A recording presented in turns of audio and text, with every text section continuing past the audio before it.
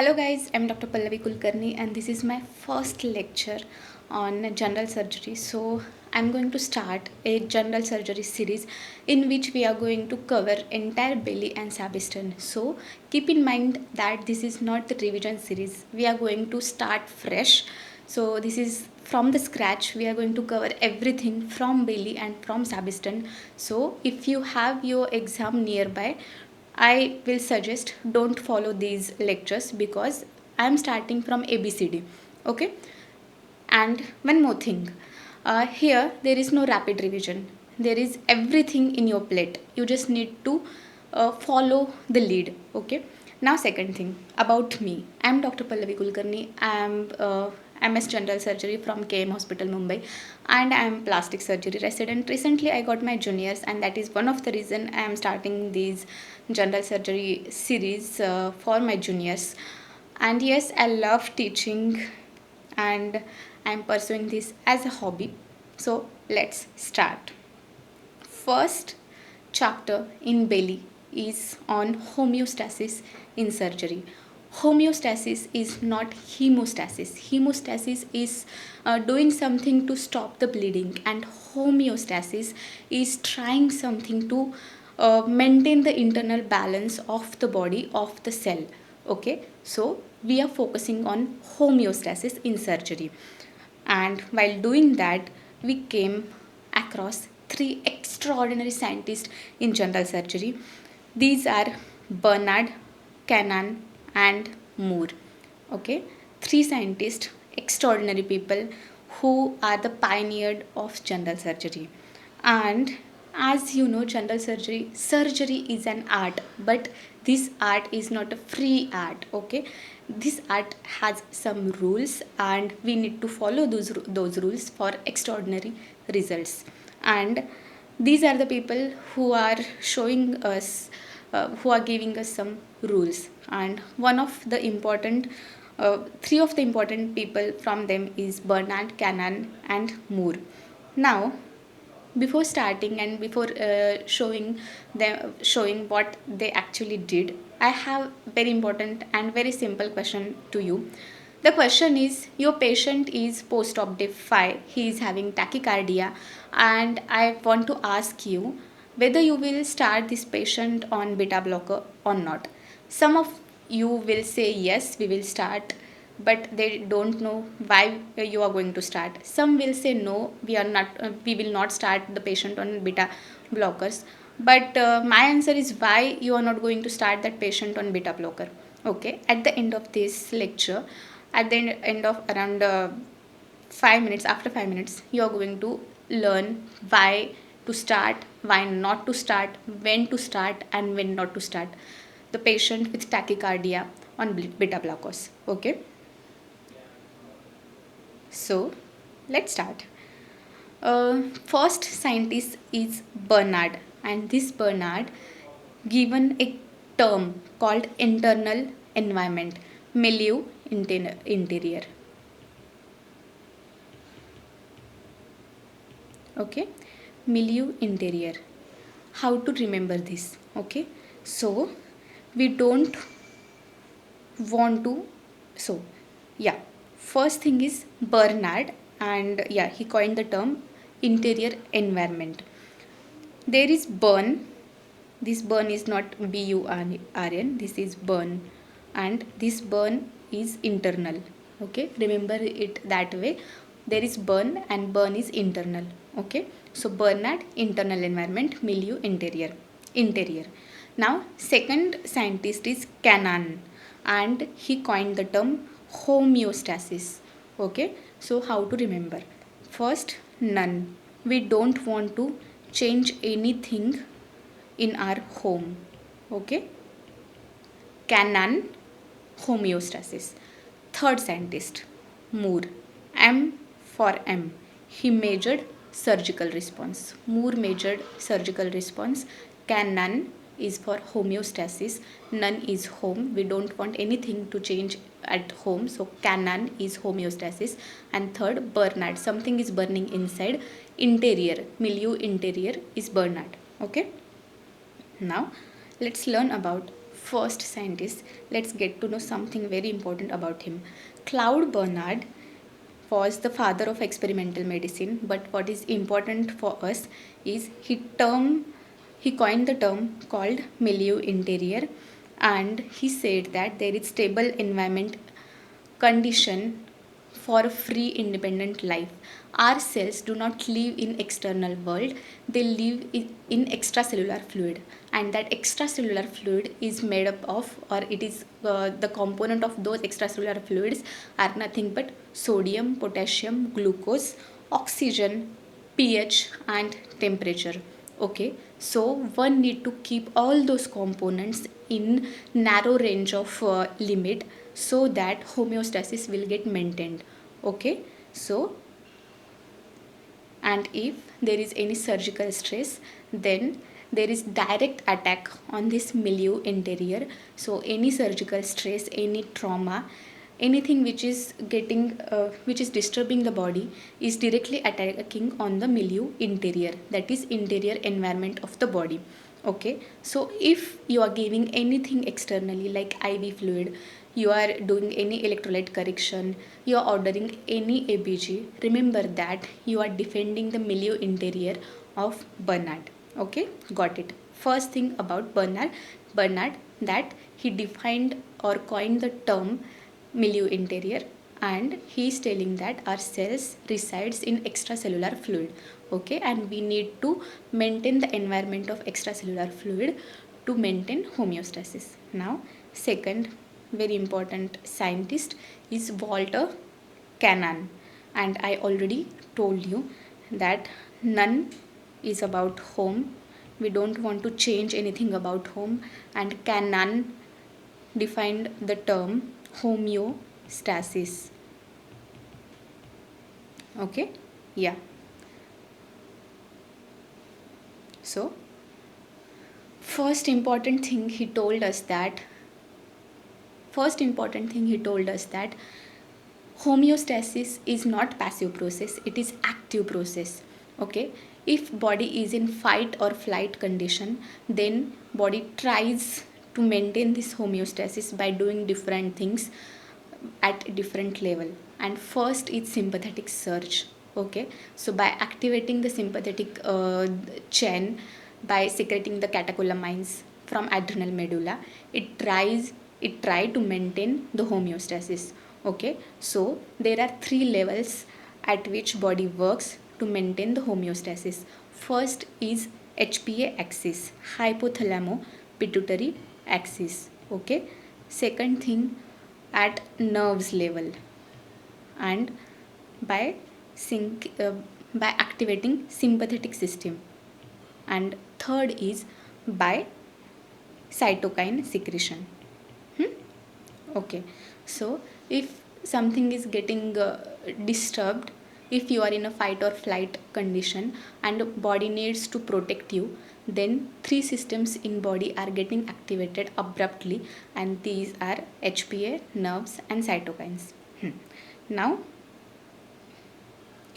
so Cannon says if your patient is having tachycardia in post-op day 1, then that is not a problem, that is defense. Okay, because body try to defend against pain, hypovolemia or sepsis. So don't try to compensate the tachycardia, try to compensate or try to find out the cause, what is the cause, and try to resolve that cause. Okay, now third scientist is Moore, and Moore is for M. He told something about the metabolic care of surgical patient. Okay, he told us that if patient is having some injury, post trauma or surgical stress, then he goes through certain phases. Okay, and immediately after injury or trauma or surgical stress, patient will be in the catabolic phase. And what it means by catabolic phase, in catabolic phase there will be negative nitrogen balance. Okay, there will be weight loss, the body will shut down and it will try to focus on the vital organs. Okay, Second thing, after some time that catabolism will resolve and body will compensate and get convert into anabolic phase. Okay, and what is our duty, what is duty one need to do when patient is in catabolic phase? We try to reduce the duration of catabolic phase, and we try to we try that patient to be in the anabolic phase as early as possible. Okay, and after anabolic phase patient will gain fat eventually. Okay, so the first will be injury, and in injury, immediately after injury patient will be in the catabolic phase. Okay, in catabolic phase one will have negative nitrogen balance and weight loss, and when that catabolic phase slows down there will be anabolic phase. In anabolic phase there will be protein synthesis and wound will get matures, and after that gradually patient will start fat gain and fat stores will get replenished, but it is a late phase. Okay, so the first is catabolic, then anabolic, and then fat gain phase. Yeah, okay. Now let's look at the bigger picture, how we combine all of them three. So first imagine that your patient is having some injury, some surgery, trauma or sepsis, and after that their milieu interior, the term which is coined by Bernard. Okay, I told you internal burn. Okay, your milieu interior is getting threatened, and what happens due to it? It triggers homeostasis response, and here comes our next scientist, Canon. Okay, can home. Okay, we don't want nothing, we don't want anything, none to get changed at home. Okay, Canon homeostatic defense. And in homeostatic defense how body reacts by three ways: first by sympathetic surge, second by HPA axis, and third by cytokinins. Now after Canon comes a measurable metabolic phase, and Moore is responsible for these phases. Okay, M for metabolic responses. Now in metabolic responses we have three phases: ebb phase, flow phase, anabolic, and fat gain phase. These ebb and flow phase are early phases. First is ebb, followed by flow, followed by anabolic, and then fat gain. We are going to discuss about these phases in upcoming lectures. So just try to remember that there are four phases after injury. These are ebb, which is immediate phase, followed by flow, after that anabolic, and last will be the fat gain. Now you don't need to respond to these phases, you just need the body to guide, feed, and give time to cross over all these stages. Okay, now these three scientists are responsible to give a different era in general surgery, and that era is of ERAS era. Okay, previously when patient is going some sepsis, some trauma, some surgery, so surgeons kept that patient nil per oral for at least 5 days post-op. They used to give IV fluid. They used to give no nutrition to the patient for certain period. They used to ask patient to be in the bed for long duration. They used to keep different tubes in the body like nasogastric tube, your catheters, your drains for long duration of time. And after that patient used to have 30% of lean body weight loss, at least 30% of body weight loss after surgery, after sepsis, after trauma, and it leads to long hospital stays and weak recovery.